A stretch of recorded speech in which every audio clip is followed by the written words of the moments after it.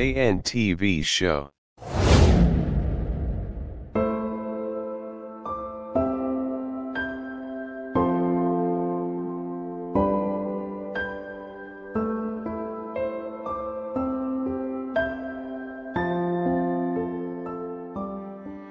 Reka nkwifuriza amahoro y'Imana dukomeje kubana kuri JNTV Show. Tugushimire kuba wakoze subscribe cyangwa se ukaba utarayikora ariko ukunda ibiganiro tukugezaho. Kuri ya gahunda yo kugezaho ubusobanuro bw'amazina n'ibiranga abayitwa, tugeze ku izina Wilson. Wilson ni izina rikunze gukoreshwa cyane mu bihugu bivuga icyongereza, rikomoka mu rurimi rw'ikidage aho Willy bivuga icyifuzo.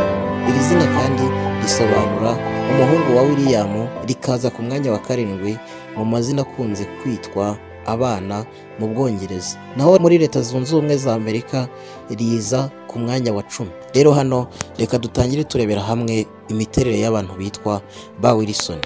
Wilson ni umuntu ugira kamere ikomeye, imufasha kuba icyitegererezo ku bamukomokaho cyangwa ku bamuzi bya bugufi.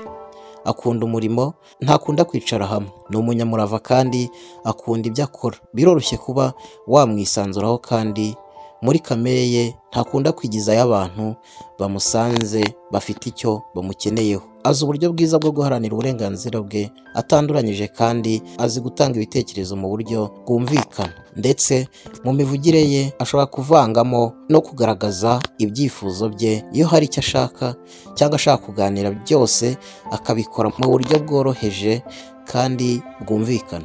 Agira imishinga myinshi muri we n'ibitekerezo byinshi kandi biremereye, ndetse niyo nta bumenyi abifiteho aba yumva yagerageza kwiga ikintu cyose cyamufasha kugera ku cyo ashaka. Iyo abona ibyo ashaka nta nzira yo kubigeraho, arategereza, kuko kuri we atekereza ko igihe icyo ari cyo cyose bishobora kuzakunda.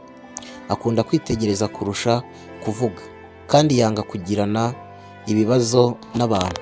Kuri we ibibazo bimutiza imbaraga kandi agerageza guhangana nabyo aho kubihunga. Yanga akarengane kandi ashobora kugira amahane cyane mu bijyanye n'ubusumbane. Yita ku nshuti ze za bugufi kandi akunda kuba mu matsinda avuga ku bintu byinshi bitandukanye, cyane cyane politiki cyangwa ubuzima busanzwe.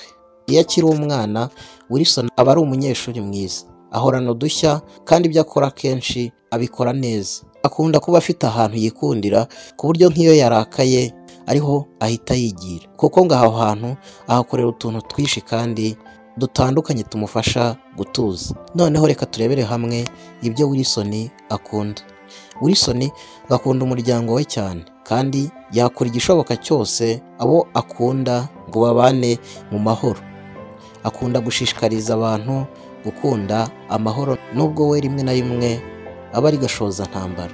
Agira impano yo guhimba ibintu byinshi. Kuri we akunda kuba afite ahantu heza yita iwe mu rugo, ndetse ni iby'agaciro cyane mu buzima bwe. Mu rukundo ntibimworohera kuko afite ibintu byinshi cyane agenderaho mbere yo guhitamo umukunzi we. Yewe na bya bindi abantu benshi batindaho, we abirebaho cyane, ku buryo abantu beza by'ukuri bashobora no kumucikaho ntabimenye. Kubera kugendera ku bintu byinshi cyane, akageraho akabura amahitamo. Ntibyoroshye gukundana nawe no kubana nawe, kandi akunda kuva mu rukundo mu bintu bidasobanutse. Mu bijyanye n'imirimo, akunda imirimo ijyanye no kugira abantu inama, ubucuruzi, ubukerarugendo n'ubugeni. Bamwe mu byamamare byitwa iri zina Wilson harimo Rebel Wilson. Uyu ni umukinnyi wa filimi n'umunyarwenya ukomoka muri Leta Zunze Ubumwe za Amerika, azwi cyane nka Fathom muri filimi Pitch Perfect. Nawe niba hari izina wifuza ko twazagusobanurira, wabyandika hasi hagenewe kwandika ibitekerezo, maze tukazagusubiza twifashishije ubushakashatsi. Niba utarakora subscribe kandi kuri buto y'umutuku byanditseho, ukurikizaho akamenyetso kameze nk'inzogera karakurikira indi nkuru yose tuzakora izajye kugeraho ku gihe. Turagushimiye. Iyi ni JNTV Show, naho njye ndi Jean Paul.